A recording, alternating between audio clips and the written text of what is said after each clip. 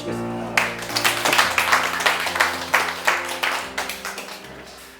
오늘은 저희가 지금까지 총 6번의 강의, 그러니까 앞에 2번은 좀 개론이었고 4번은 법인세, 소득세, 소비세, 보유세를 저희가 세목별로 다뤘었는데요.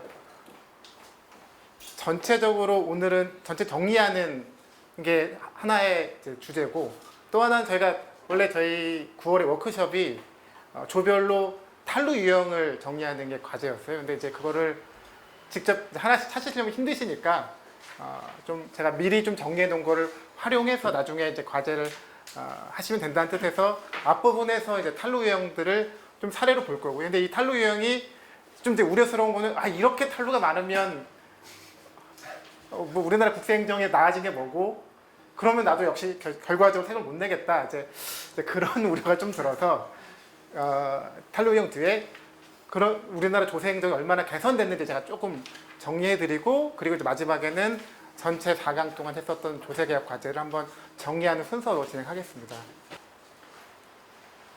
저희 그러니까 탈루 유형은 세목별로, 어차피 저희 과제를 세목별로 해야 되니까 소득세, 법인세, 소비세, 그리고 뭐 보유세는 받아보시면 알겠지만 이게 부과하는 세금이거든요.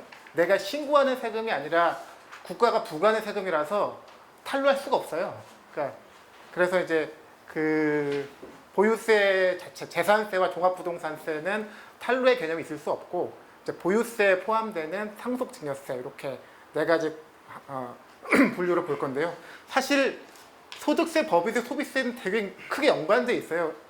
지금까지 보셨겠지만 부가가치세를 탈루하면 매출을 탈루한다는 의미고, 매출을 탈루했으니 소득이 줄어들거든요. 그게 개인이면 소득세고 법인이면 법인세니까 사실은 소득세, 법인세, 소비세는 거의 동시에 발생합니다. 근데 이제 제가 많은 사례를 준 거는 아까도 말씀드린 것처럼 과제 때 활용하시라고 한 거니까 겹치는 주제는 좀 넘어가면서 말씀드릴게요. 그러니까 소득세 탈루, 그러니까 모든 세금의 탈루는 소득세나 법인세, 소득을 탈루하려면 2가지밖에 없는 거죠. 매출을 숨기든지 아니면 비용을 부풀리든지. 첫 번째 사례는 이제 비용을 부풀린 쪽인데요. 이제 보시면 이 건물을 가지고 있는 회사인데 원래 임대차 계약을 맺으면 임차 입장에서는 임대료가 경비잖아요.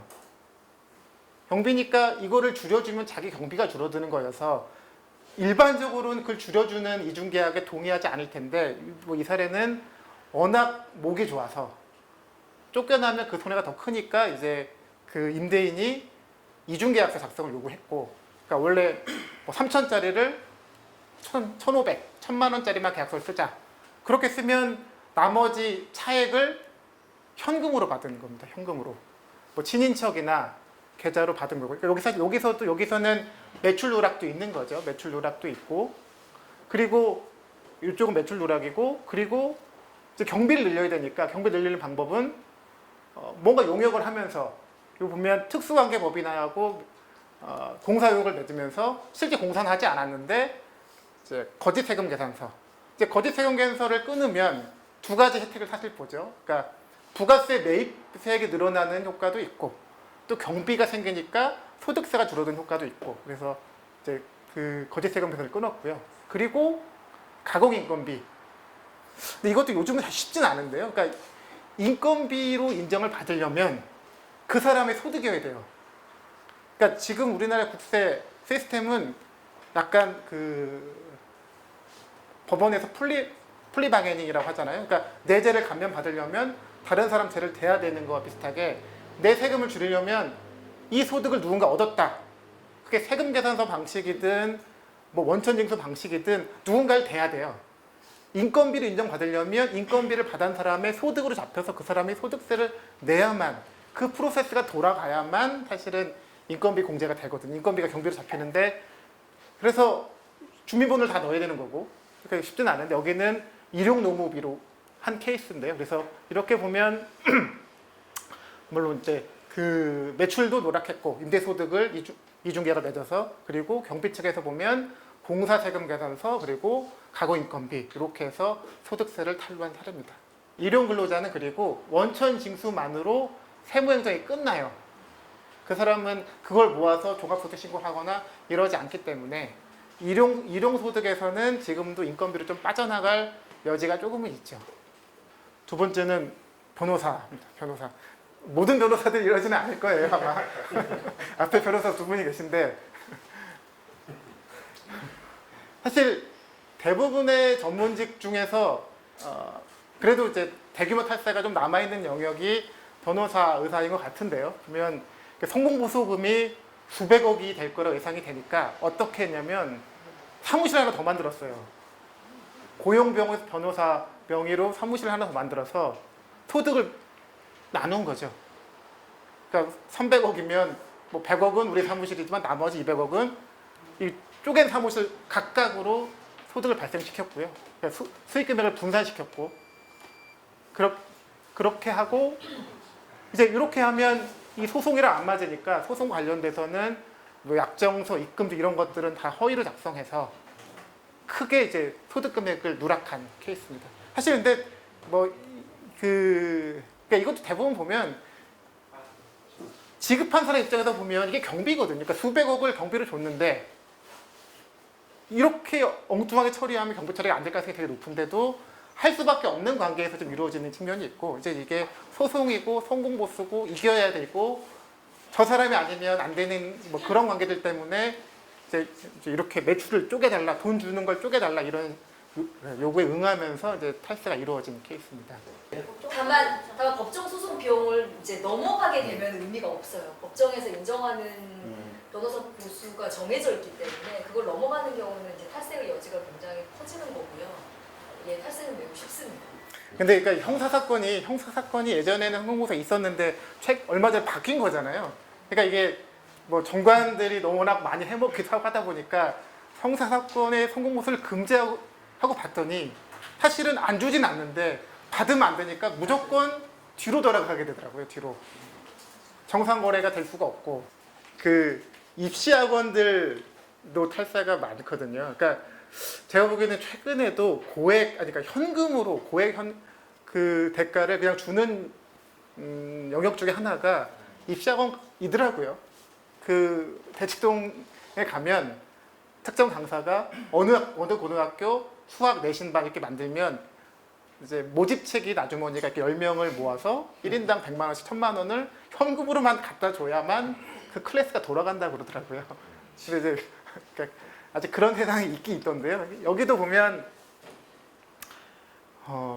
여기가 딱 그거죠. 소수정예 1회 100만 원씩 뭐 강좌당 4, 8회 이렇게 해서 이 선착순 수강생 모집하는데 차명 계좌로 받죠. 차명 계좌로 그 친인척 상담실장 명의의 차명 계좌로 수용사를 받아서 그래서 이 대가를 학원 강사들이 차명으로 받으니까 당연히 학원 기준으로 보면 소득이 아예 없는 거고 소득이 줄어드는 거고 그 소득만큼 소득세를 탈루하는 유형들이 이것도 우리나라 대치동에 학원이 한 4,000개 있더라고요. 4,000개 있는데 그 4,000개에서 이루어지고 있긴 합니다. 네 번째는 근데 사실 주택임대소득이 뭐 사실 비슷한 유형인데 주택임대소득은 우리나라가 전통적으로 다른 임대소득은 신고하는 게 마땅하고 어쩔 수 없는데 주택임대소득은 절대로 신고하면 안 되고 때로는 부동산에 가서 얘기해도 이거는 소득 신고할 필요 없다고 얘기하고 이건 무조건 내 인마의 포켓이라고 생각하는 경향이 있었거든요. 그래서 아직도 주택임대를 뭐 그러니까 전세로도 많이 하지만 월세로 막 10채, 20채 하시는 분들이 그냥 그거는 내 현금이지 내 소득을 전혀 낼 필요 없는 현금 생각하시는 분들이 아직도 있어요. 네. 그래서 여기도 보면 딱 그 미등록 임대업자가 임대료를 아파트 수십 채를 통해서 임대 사업을 하고 있는데 임대 수입에 있어서 전혀 신고하지 않았던 케이스. 근데 이제 사실 요거를 좀 잡아내고자 했던 게 주택임대사업자 등록제도 2017년에 했었던. 근데 이제 그 의도했던 효과보다는 부동산 가격 폭등만 올라와서 좀 실패한 정책이 됐는데 사실 이쪽이 심각하긴 합니다. 그러니까 주택임대소득에 대해서는 전혀 신고할 필요가 없다고 생각하는 아직 마인드들이 좀 시장에 있어서 이런 것에 좀 문제가 있고요. 다섯 번째는 이제 뭐 최근의 사례를 반영해서 유튜버들도 사실 그 뭐 구독자 수가 많고 조회수가 많으면 수억 원대 그 매출을 일으키기도 하는데 거의 신고 안 하더라고요. 이쪽도 1인 방송 사업자들이. 왜냐면 구글이 주니까. 구글이 그냥 계좌로 넣어주지 구글이 뭘 징빙을 요구하지도 않고 뭘 요구하지 않으니까 그냥 이 구글에서 받는 유튜브를 통해서 받는 소득은 통째로 누락하는 경우들이 있는데 이것도 요즘은 많이 잡아내고 있습니다. 그러니까 이게 탄루 유형이지만 한편으로 보면 국세청이 그만큼의 인프라를 갖춰서 잡아내고 있는 유형이기도 해서 이제 하나하나 지금 길이 막혀가고 있기도 한 거고요. 어떻게 잡아요? 구글에서 개인 계좌한테 그냥 입금시켜주는 거예요? 그건 국세청에 문의하시면 됩니다.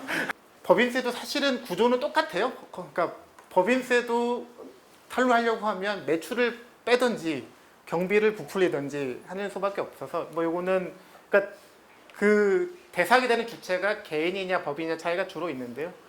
이건 다단계 판매사인데 다단계 판매사가 가공의 인건비, 후원수당을 해서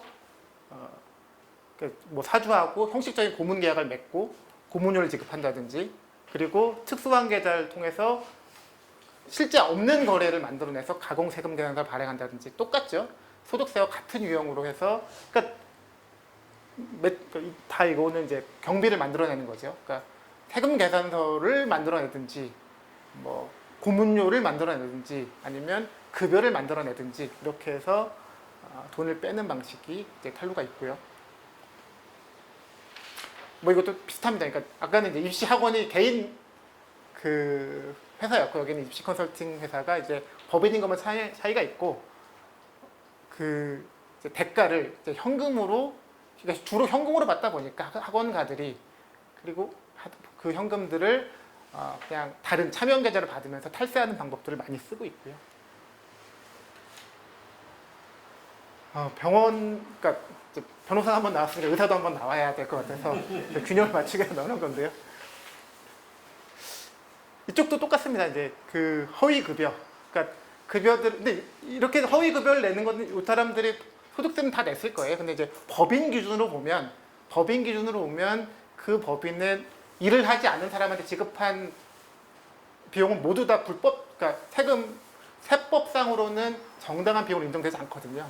그러니까 심지어 대표이사가 가사 경비 쓴 것도 인정이 안 되는 게 맞는 거거든요. 그러니까 업무상 무관한 경비는 전부 다 불인정입니다. 그래서 이렇게 급여가 지급됐다고 하더라도 그 회사에 일하지 않은 사람들에 대해서는 탈세로 보고 법인세를 추징하는 거죠. 그리고 이제 법인세 쪽은 이제 그 중간에 하나 실체, 법인 하나 끼워서 하는 것들이 많은데 통행세라고도 많이 부르죠. 통행세. 보시면 국내에 회사가 있고 여기랑 거래하면 되는 건데 페이퍼 컴퍼니 하나, 그러니까 사주가 100% 소유하고 있는 페이퍼 컴퍼니 하나 넣어서 거래를 할 때 거쳐서 가는 거죠. 거쳐서. 그러면서 여기다가 이익을 떨어뜨리는 거죠. 그냥 원래 80원에 사오면 되는 거를 여기서 80원에 사고 여기서 100원에 팔면 20원씩 떨어뜨리는 거잖아요. 그렇게 해서 그 자기가 100% 지배하는, 그러니까 보통 이렇게 되면 요 내국법인 갑은 그 지배주주가 100% 지분율은 아니죠. 뭐 30%든 50%든 지분율이 좀 낮고 자기가 100% 지배하는 회사에 이익을 떨어뜨리는 방식으로 이게 한편으로 보면 여기 법인 입장에서는 정당한 경비 아닌 게 20이 생겼으니까 법인세 탈루고요. 이건 뭐 증여세 이슈도 원래 있습니다. 빨대 기업이라는 개념도 있는데 이제 국세 탈세 쪽에 보면 이제 내국법인 갑이 있는데요. 그 이제 해외 합작 회사 A가 있었는데 여기를 이제 형식상 양도한 것으로 그래서 그 외국 회사인 것처럼 만들어 놓고 사실상은 이제 차명을 해서 보유하고 있는 상황에서 일로 돈을 보내고 그러니까 수출을 하고 돈을 받아야 되는데 그 여기서 수출 대금을 회수하지 않는 거죠. 그래서 돈을 요 회사에 계속 떨어뜨리는 거죠. 정상적으로 회수하지 않고. 그래서 이제 국세청에서는 그 요 회사에 머물러야 된 이익을 해외에서 빨대를 꽂아서 빼낸다고 생각해서 이제 이런 회사들을 빨대 기업이라고 표현하는데 이것도 이 내국법인 갑 입장에서 보면 그러니까 정당한 매출이 줄어드는 거니까 법인세가 탄로되는 효과가 나타납니다. 그리고 사실 이건 중요세 이슈이기도 한데, 그러니까 우리나라 재벌 기업들이 뭐 통행세도 많이 하지만 통행세는 중간에 끼워 넣는 거고 상표권 거래도 많이 하거든요. 상표권. 이를테면 이건 이제 대한항공도 이슈인데, 그러니까 대한항공이라는 브랜드를 대한항공이 만들었는데 이것들을 한진이라고 하는 대주주가 지배하는 회사에 거의 무상으로 넘겨주고, 보시면 상표권을 무상으로 넘겨주고, 그리고 상표권을 이제 매년 과다하게 지급하죠.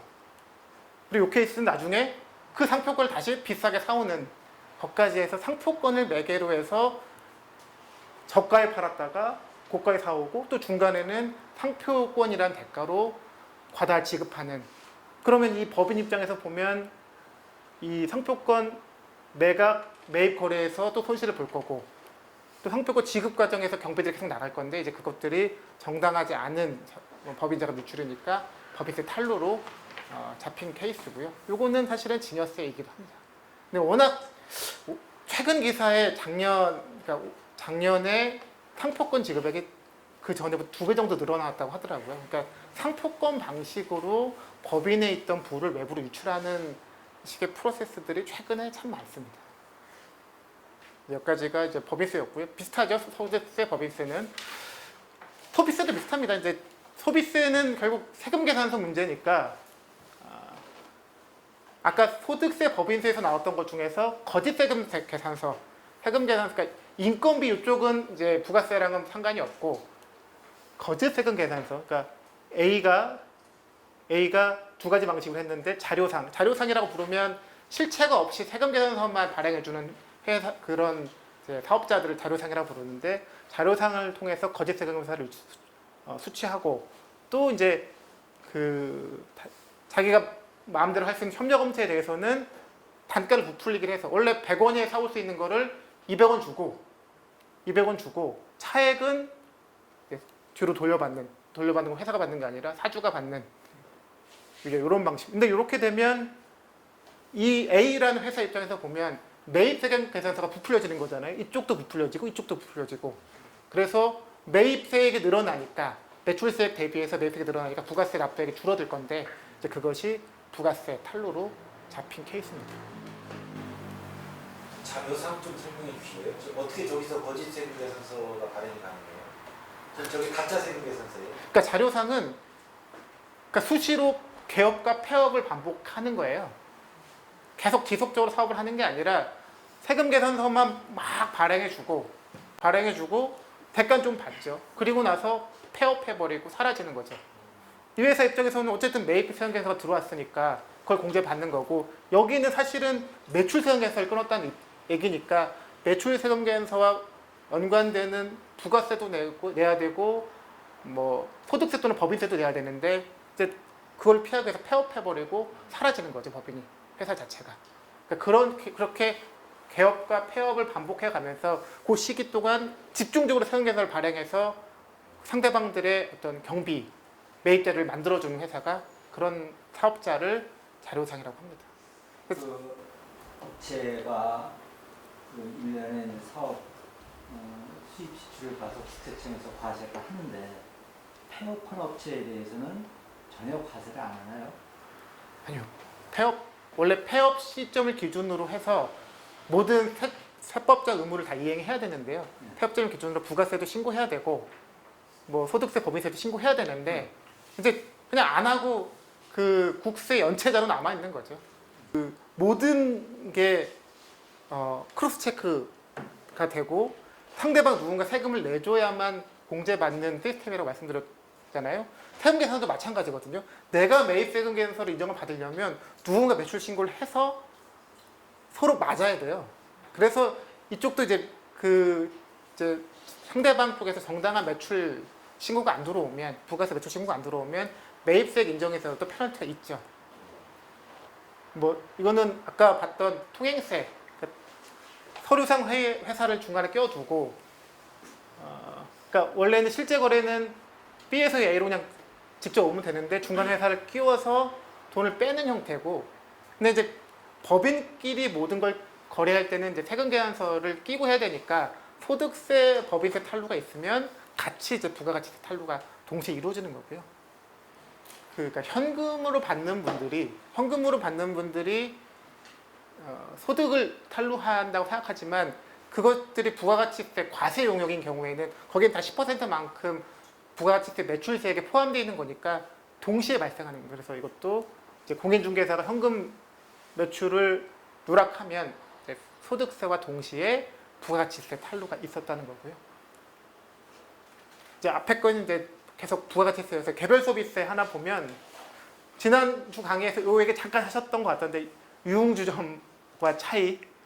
근데 이제 유흥주점이면 개별소비세를 내야 되는 거거든요. 그런데 이제 이거를 유흥주점으로 신고 안 하고 이제 일반 음식점으로 신고해서 개별소비세를 탈루하는 사례들도 있습니다. 상속증여세는 정말 사실 케이스가 너무 많은데 이 케이스는 국내에서 자금이 가면 이제 좀 포착이 잘 되니까 해외를 거쳐서 자녀한테 돈을 주고 그 자금으로 부동산을 매입해서 증여세 탈루가 잡힌 케이스고요. 이런 케이스도 뭐 이게 일감 몰아주기 비슷한데 일감 몰아주기랑 좀 다른 거는 병원이 있는데 그 돈을 넘겨주기 위해서 광고를 한 것처럼, 근데 이제 그 광고 했다고 신고한 회사가 가족 회사였던 거죠. 근데 이러면 이제 사실은 법인세 탈루도 되는 거고 요 병원 입장에서 보면, 그런데 이 위장 광고료가 지급된 회사가 가족법인 뭐 자녀가 100% 지분을 보유한 회사였기 때문에 증여세 탈루까지 동시에 된 케이스입니다. 그러니까 보통 이제 그 가공거래를 통해서 법인 내 자금을 외부로 뺄 때 그 뺀 회사가 대부분 본인이 가지고 있거나 아니면 자녀들이 갖고 있는 회사들이 많거든요. 근데 자녀가 갖고 있었다라고 하면 다 증여세까지 같이 잡히는 거죠.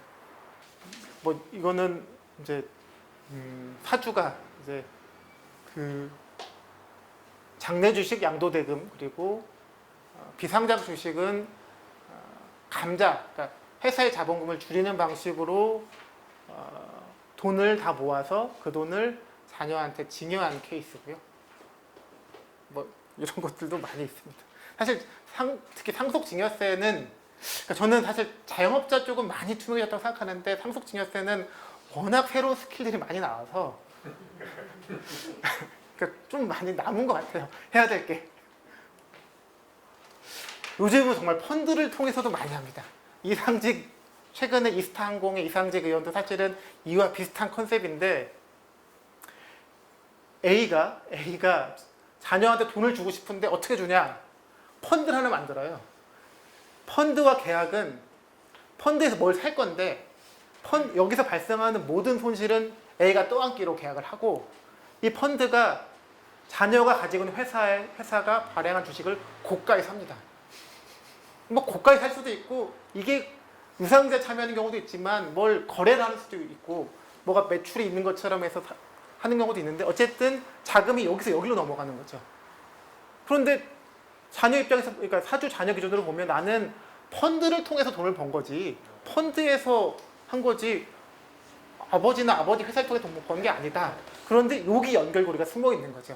여기에 형태는 굉장히 다양한데 결과적으로는 펀드의 모든 행위의 손실이 다 A한테 귀속되도록, 아니면 펀드가 미쳤다고 이 손실이 날 행위를 하진 않을 거잖아요.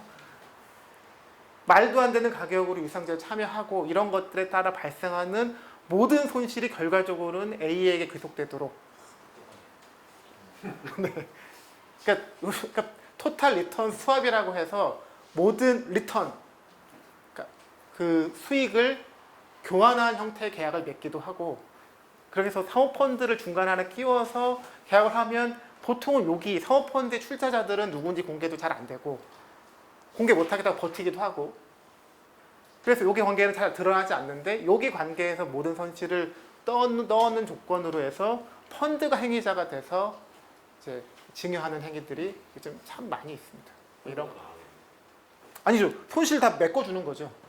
손실은 다 나중에 메꿔주는 거예요. 네. 그러니까 여기는 투자한 돈을 결국 못 받아가는 거예요. 여긴 풋옵션이니까 아마 이 주식을 그대로 가격에 되사주는 계약이 있을 거예요. 여기는. 그러니까 펀드는 손해는 보진 않죠. 뭐 최소한의 뭐 딜링 A가 C한테 예. 펀드를 투자를 했을 거 아니에요. 100억이든 얼마든 투자해놓고 그 돈 가지고 B 회사 주식을 산 거 아니에요. 네, 그리고 네. 결국 이게 이제 손실이 나면 돌려줄 돈 100억을 그렇게 이제 펀드 자체를 손실 내게 하는 방법도 있고요. 손실 내는 방법도 있고 그 손실을 이 회사가 고스란히 떠안아서 이 펀드 자체는 회복하게 만드는 방법도 있습니다. 여기는 이제 그 떠안는 방법이었고요. 저렇게 이제 펀드를 통해서 불법 증여가 이루어지는데 누가 저걸 고발하거나 내부자가 그렇게 해서 이제 금융당국이나 검찰이 알고 들어가면 모르겠지만 그렇지 않고 일상적인 우리 지금 금융감독 시스템이나 그다음에 국세청 행정 시스템에서 저런 것들이 일상적으로 이렇게 점검되거나 잡아낼 수 있는 그런 게 있나요? 누가 고발해야 저거 아는 건가? 사모펀드는 지금 별로 없는 것 같아요. 그쵸? 사모펀드는. 저 누가 고발하지 않으면 모를 것 네. 같은데. 사모펀드가 복마전입니다. 지금 사모펀드가. 그러니까 사고도 좀 많이 터지지만 앞으로 더 많이 터질 것 같아요. 뭐 이렇게 탄루형이 많긴 하지만 이제 이만큼 국세청이 많이 잡아내는 거고요. 많이 잡아내는 거고 한편으로는 조세 행정이 개선된 부분이 굉장히 많거든요. 그런 부분을 좀 말씀드리면서 이제 저희 전체적으로 지금까지 했던 조세 개혁 과제 한번 정리해 볼 건데요.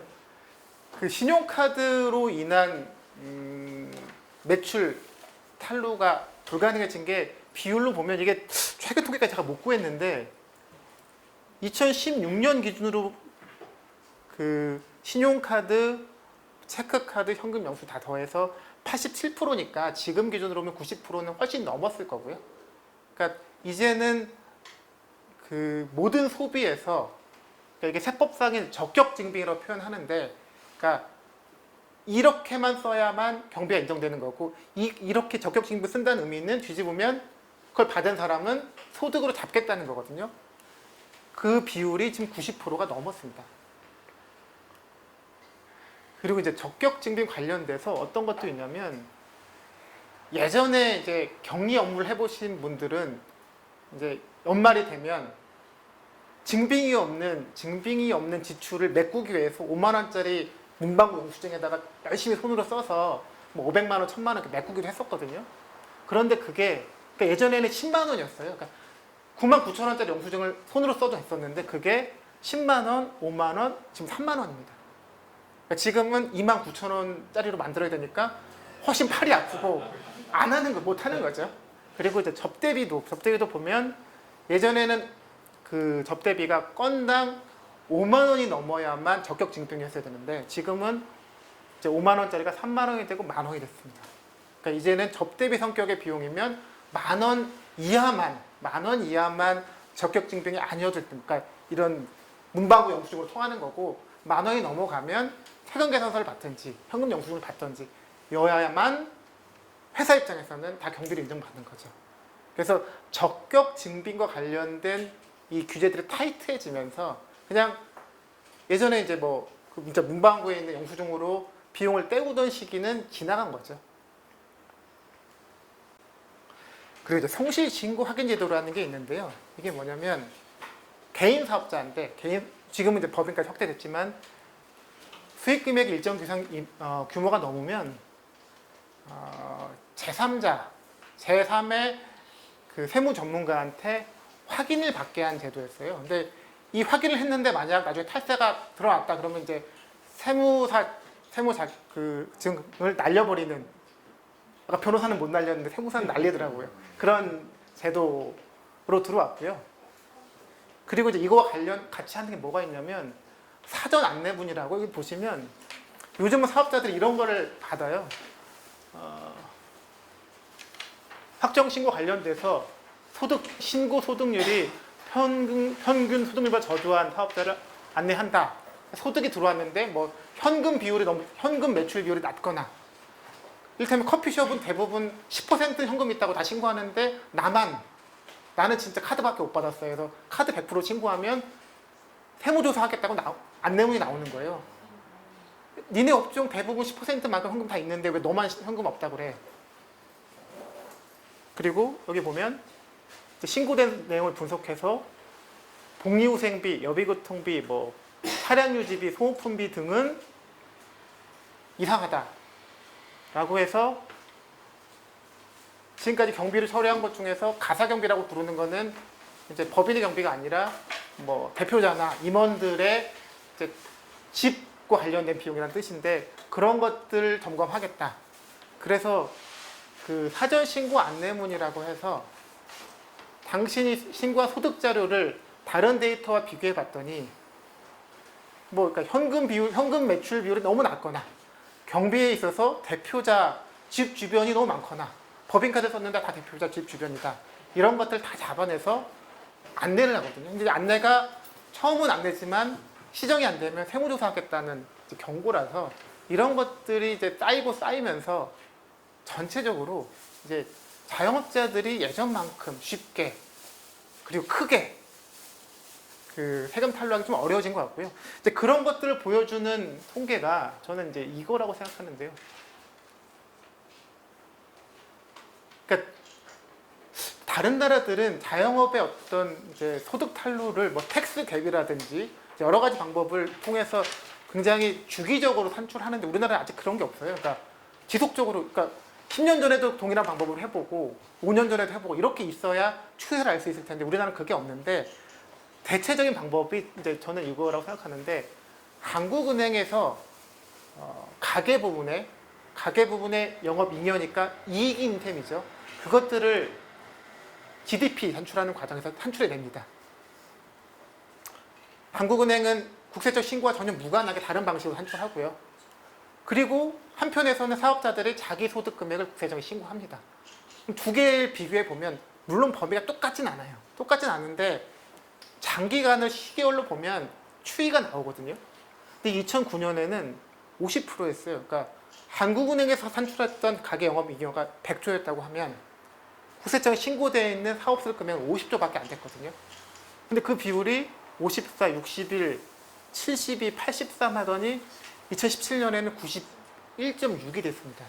2018년 수치가 없는 이유는 제가 이강에 잠깐 말씀드렸는데 GDP 산출 기준이 바뀌어서 이제 시계열로 비교하기 좀 어려워졌어요. 그래서 2018년 수치는 없지만 2017년에 이미 한국은행에서 포착하고 있는 가계 영업 잉여 대비 국세청에 신고한 소득 금액이 90%를 넘었다는 것. 그러니까 앞서 말씀드렸던 신용카드, 적격 증빙, 그리고 뭐 성실신고 안내 이런 것들이 쌓이고 쌓여서 결과적으로 자영업 부분에 있어서는 예전만큼 그렇게 우리나라가 황당하게 탈세가 가능한 나라는 아니라고 봐야 될 것 같습니다. 그러니까 이게 굉장히 전 중요하다고 생각이 들고요. 그러니까 이거를 기반으로 해야만 사실 소득세를 좀 손댈 수가 있거든요.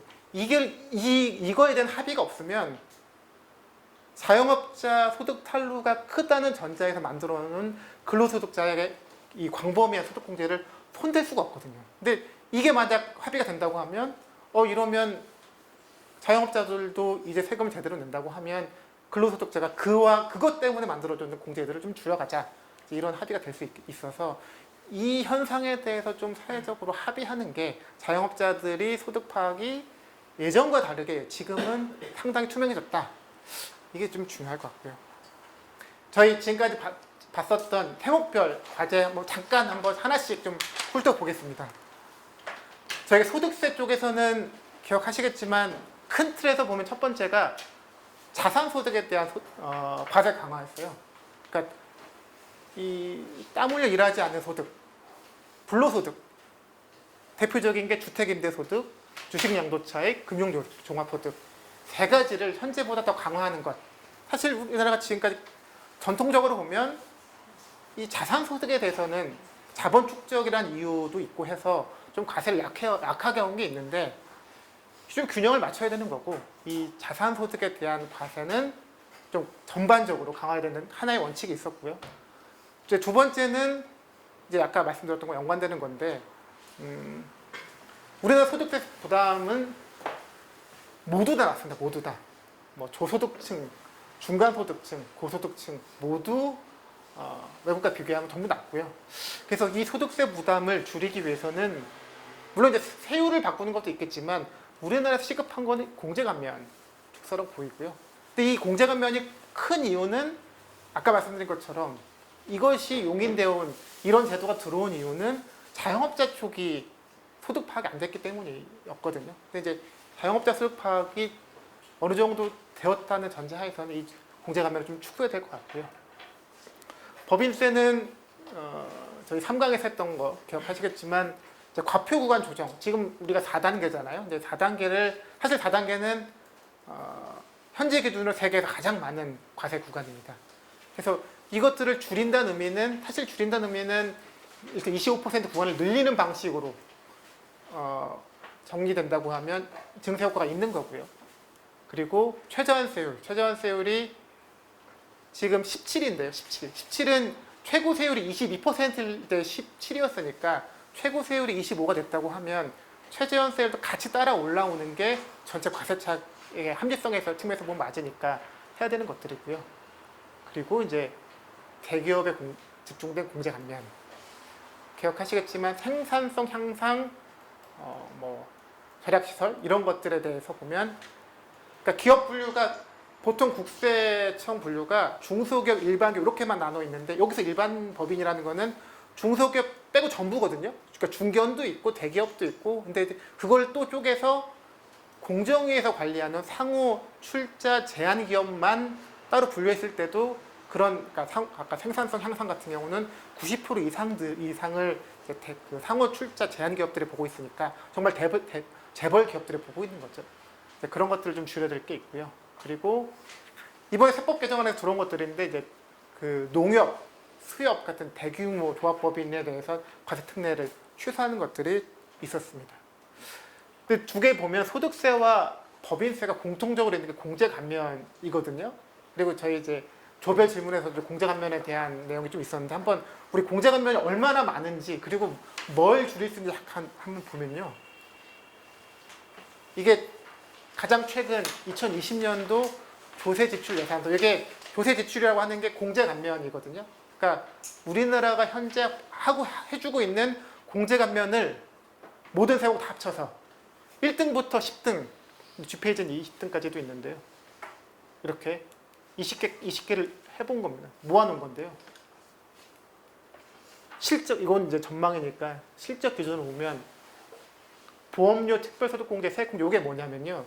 우리 연말정산할 때 100만 원 보장성 보험 가입하면 100만 원 세액공제 받잖아요. 그거 하고 그거만 하면 사실 금액이 얼마 안 큰데 건강보험료하고 고용보험료 내가 낸 거 내가 낸 건강보험료, 고용보험료 소득공제 해주는 거와 보장성 보험 100만 원 세액공제 해주는 거 합친 게 3조 5천.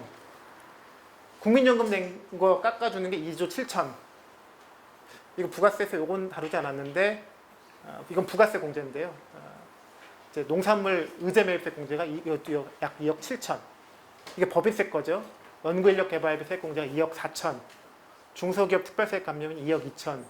신용카드 우리가 받고 있는 소득자가 받고 있는 게 2억 1천. 이거 사업자가 받고 있는 거.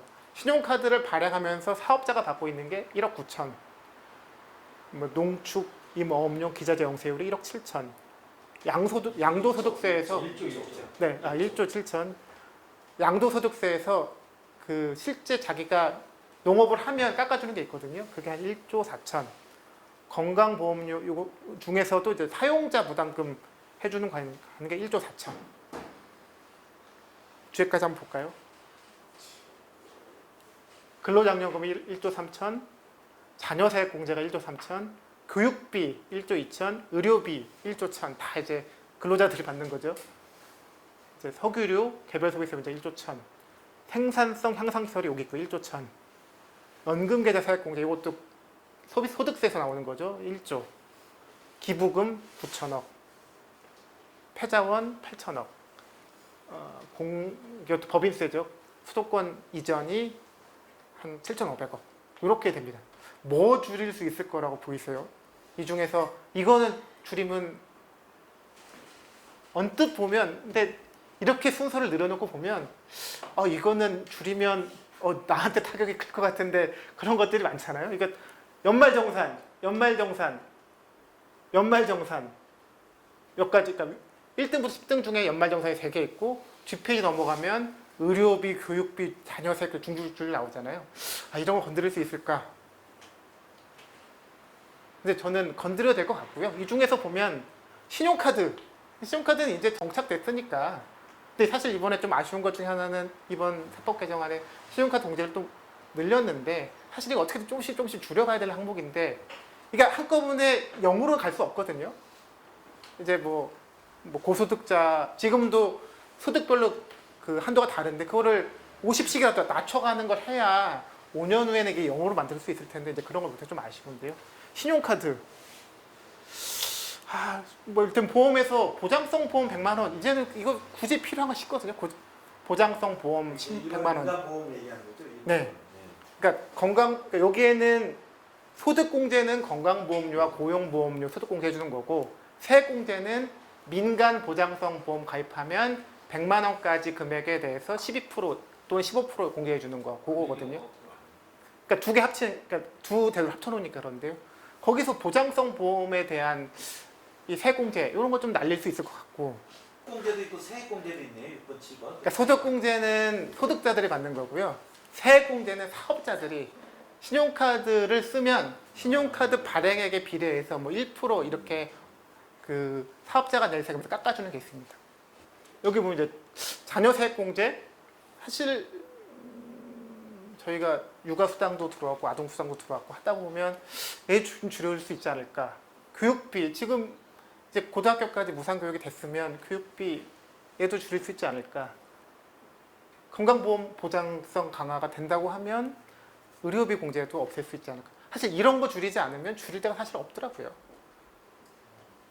그러니까 공제 감면이 이거 합치면 2018년에 44조였고요.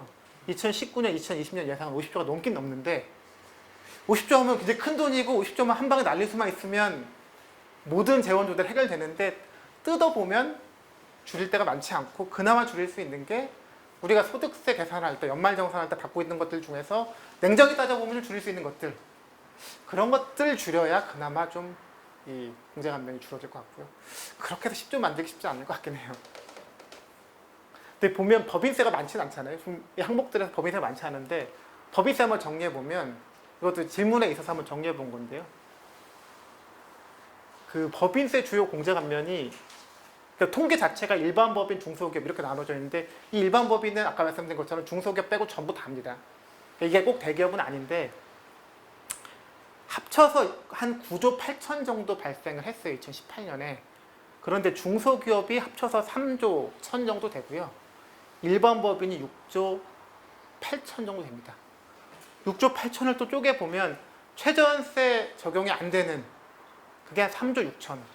최저연세 적용되는 게 3조 1천. 3조 6천의 내용을 보면 제일 큰 게 외국 납부세액 공제. 외국 납부세액 공제 우리도 최저연세 적용하자. 저도 그런 주장 예전에 좀 했었는데요. 이거 좀 해보자. 이게 너무 크니까. 근데 이건 미국만 가능한 일이더라고요. 그러니까 글로벌 깡패. 그러니까 이제 뭐 니네는 알아서 아무리 세금 걷어도 나도 걷겠다. 이제 이럴 수 있는 패권 국가만 할 수 있는 거라서 쉽지 않을 것 같고요. 그리고 두 번째가 수도권 이전 감면. 수도권에서 밖으로 나가면 감면 그러니까 공장이든 본사 나가면 감면해 주는 게 있거든요. 아 이거 날려버리면 어떨까?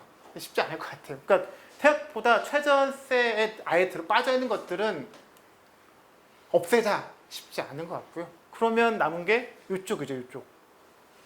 생산성 향상 시설 투자, 연구 인력 개발비, 고용 창출 투자세액 공제 이런 것들. 그러니까 이런 것들 좀 줄여봐요. 이런 것들도 사실은 이게 하나 쓰다 보면 목적들이 있고 긍정적인 효과들은 다 있는 거잖아요. 그래서 얘도 사실은 한꺼번에 날릴 수는 없을 거고 차츰차츰 줄여갈 수밖에 없을 텐데 이런 것들 좀 줄여가야. 중소기업은 따져보면 별로 없어요. 진짜 그러니까 연구 인력 개발비 이걸 날릴 거냐. 중소기업 특별세액 저는 요거는 개편에다 생각하는데 그러니까 지금은 어중이 떠중이 다 해주거든요. 그러니까 해당되는 업종 옛날에는 제조업 그러니까 실제 뭔가 고용도 창출하고 부가가치 창출하는 그런 업종을 해줬었다고 하면 지금은 업종이 적용된 업종이 46개예요. 그러니까 다 되거든요. 다. 그러니까 다 돼서 또 세액 감면이니까 이제 공제 그 이익이 있을 때 주는 것들인데 이런 것들은 좀 이제 효과 있는 곳에 집중하는 걸 필요할 것 같은데 그렇다고 해서 중소기업 부분에 공제 감면 3조 정도 있는 걸 없애버리자 라고 하긴 좀 어려울 것 같아서 저는 이제 이렇게 보면 이 정도 한 3조 정도 되는 것들에서 가면 법인 그런 거밖에 법인세 공제하면 건드릴 데가 없지 않을까. 근데 이런 것들을 해야 돼. 이런 것들을 해서 소득세, 법인세에서 좀 공제 감면을 줄여가는 해야 될 것 같고요. 저 연구인력 개발비 R&D 세액 공제가 저는 그냥 거의 대기업이 다 가져가는 걸로 생각했는데 저기로 보면 오히려 중소기업이 좀 더 많네요. R&D 연구인력 개발. 네, 중소기업도 많습니다. 그리고 같은 거지만 대기업, 그러니까 일반 법인은 최저한세 넣어서 돌리고요. 그러니까 최저한세 걸리면 공제 감면 안 받을 수 있는 거. 중소기업은 최저한세 아예 적용을 안 해줍니다. 그런 차이도 좀 있고요. 그래서 그러니까 소득세, 법인세가 사실은 세율은 우리나라 많이 올라왔고 더 이상 올리기 좀 어려운 것 같고 이 공제 감면을 어떻게 건드리지 않으면 합법이 없는 것 같고요. 보유세는 뭐 저희 보유세 강의 보신 것처럼 실효세를 올리는 것 그리고 이제 그 방법으로는 종부세는 사실상 이번 대책에서 거의 끝까지 온 것 같고요. 지금 최고 세율이 6%가 됐으니까 대단히 많이 오른 거거든요. 더 이상 오르기 쉽지 않을 것 같고 재산세 쪽을 좀 강화하는 게 필요할 것 같고요. 소비세는 부가시세율 인상을 제가 이 강에서 잠깐 말씀드렸었는데 보니까 지난 강의 때 좀 그 부분 좀 다루지 않은 것 같아서 제가 그거 좀 말씀드리려고 하는데 그거 말고도 이제 면세 대상 축소 그리고 관여 대상 축소 그러니까 부가가치세도 이런 것들이 공제 감면인 거거든요. 이런 것들은 줄여가는 것이 필요할 것 같은데 부가가치세율을 왜 인상해야 되는지 그건 제가 좀 말씀드려 볼게요.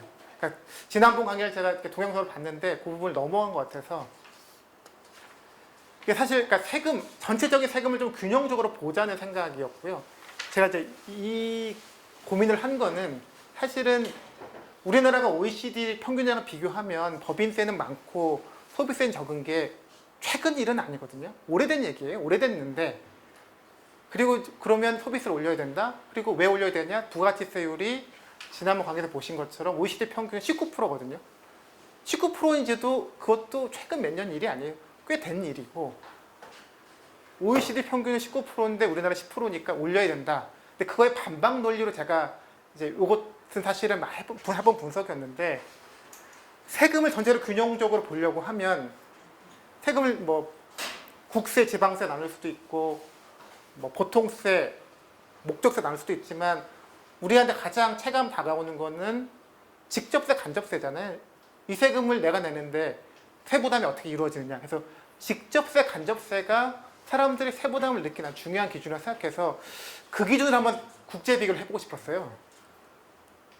근데 이제 이 기준은 기획재정부가 가지고 있는 기준인데 기획재정부가 국세 기준으로의 소득, 법인, 상속, 증여, 종합부동산세 등등은 직접세, 부가가치세, 개별소비세는 간접세 이렇게 해서 이 비율의 장기 추이를 부려보면 이렇게 됩니다.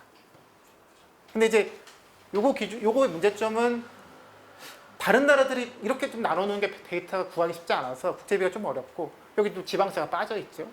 그래서 우리가 이 강에서 본 것처럼 OECD 분류가 1000번 소득세, 5000번 소비세잖아요. 그러면 1000번과 5000번을 통째로 비교하면 국제 비교도 되고 그리고 여기는 지방세가 다 들어가 있는 거니까 1000번과 5000번을 비교하자.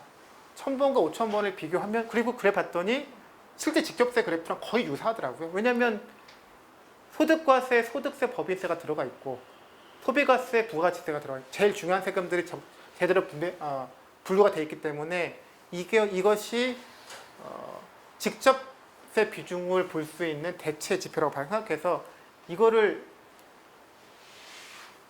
이제 그려본 건데요. 요 그래프.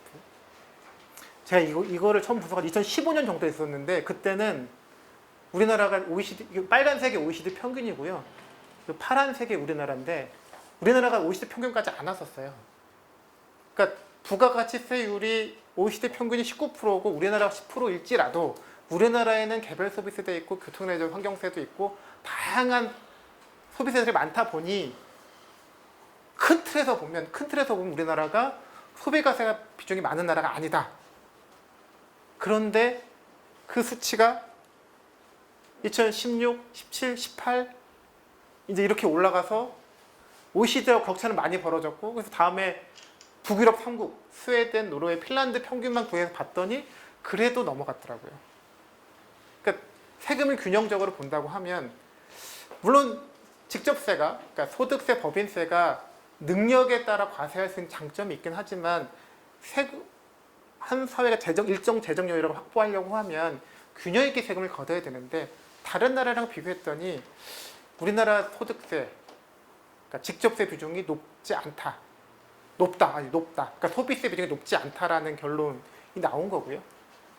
뭐 비슷한데, 그러니까 그 1,000번, 5,000번 대신 그거와 비슷하게 1,000번 쪽에다가 2,000번을 더해준 그래프도 그려봤는데요.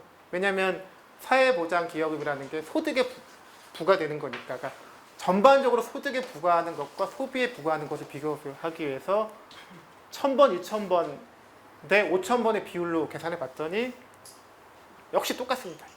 거의 똑같이 나와요. 그래서 2015년을 기점으로 해서 우리나라가 OECD 평균을 넘어섰고 2018년에는 북유럽도 넘어섰습니다. 그래서 사실 제가 이 분석을 했던 거는 부가가치세를 안 올려서는 안 된다는 논리에서 출발해서 이 분석을 했던 건데 최근 3년간의 상황이 확 바뀌면서 이 분석대로 하면 부가가치세를 재고해봐야 된다. 올리는 것도 고려해봐야 된다는 결론이 나왔고요. 그래서 뭐 제 분석에 제가 발목이 잡힌 걸 수도 있는데 그냥 냉정하게 상황을 인식한다고 하면 우리나라가 소비세를 많이 걷는 나라는 절대 아니다 이제. 그렇다고 하면 다음 단계 증세를 하는 데 있어서는 소비세도 이 테이블에서 무조건 제외시킬 건 아니고 테이블에 올려놓고 봐야 된다 생각이 들었습니다. 그래서 여기까지가 그렇게 해서 저희가 4가지 세목에 대한 개혁 과제였고요. 마지막으로 사회복지세 잠깐 말씀드릴 건데요. 뭐 강의 과정에 여러 번 나와서 그 뭐 개념은 설명을 들으셨을 텐데 저희가 복지에만 쓰는 목적세, 그러니까 재정 지출에 대한 불신이 있으니까 복지에만 쓰는 목적세 개념으로 설계를 한 거고요. 이를테면 우리가 뭐 기초연금을 강화한다든지 의료 보장성, 문재인 케어를 해서 지금 뭐 그 의료 보장성을 60%를 70% 만든다든지 뭐 요즘 내만 보기에서 주로 하는 전국민 고용보험의 재정적인 부분에서 정부의 부담을 해결한다든지 아니면 기초생활보장제도를 획기적으로 강화하든지 이런 식의 커다란 것들을 할 수 있는 목적세로서 사회복지세라는 그 주장을 저희가 계속 해왔고요. 그동안에는 사회복지세가 이렇게 돼 있었습니다. 직접세인 소득, 법인, 상속증여세, 종합부동산세 4가지 세목에 서텍스 방식으로 일정 비율을 붙이는 방식으로 설계를 해왔었는데요.